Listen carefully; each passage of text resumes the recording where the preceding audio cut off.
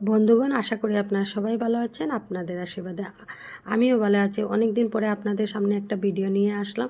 Skip না করে পুরো ভিডিওটা দেখবেন। আমি কড়াইতে তেলের মধ্যে গরম তেলের মধ্যে দিয়ে দিলাম 5 ফোড়ন আর আস্ত জিরে ভালোটিকে দিয়ে এইদিকে আমি দেখেন পেঁয়াজ কলি কেটে রেখেছি আর আলুটা আগের থেকে সিদ্ধ করে নিয়েছি। আর যে মাছের তেলটা দেখছেন পুরো ফ্রেশ চাক্কা মাছের তেল, তার জন্য ভাবলাম এটা তরকারিতেই দিয়ে দিই, আলাদা আর খাবো না, তার জন্য দিয়ে ভালোটিকে সাঁতলিয়ে নিচ্ছি।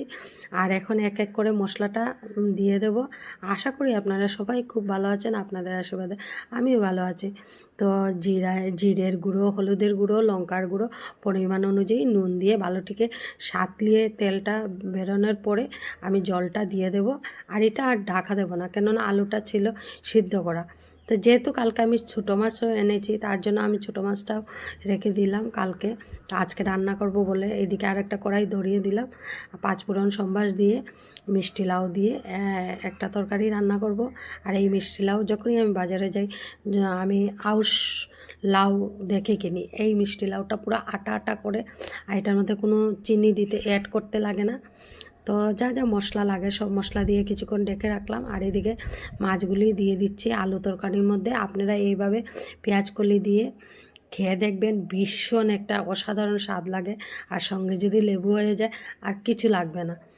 তো এখনও খেয়েছি না, ভাবলাম যেহেতু জলদি জলদি আমি রান্না করে নিয়েছি, তার জন্য ভাবলাম আপনাদেরকে একটু শেয়ার করে নিই। আর ঠিক দুপুরে এখন বর্তমান 1টা বাজছে, আমি ঘড়ি দিকে তাকিয়ে দেখলাম। তো ভাবলাম ভিডিওটা ছাড়া যায়, তো জলদি জলদি করে আমি রান্না করে ভাবলাম ভিডিওটা এডিট করে নিই আর আপনাদেরকেও একটু শেয়ার করে নিই।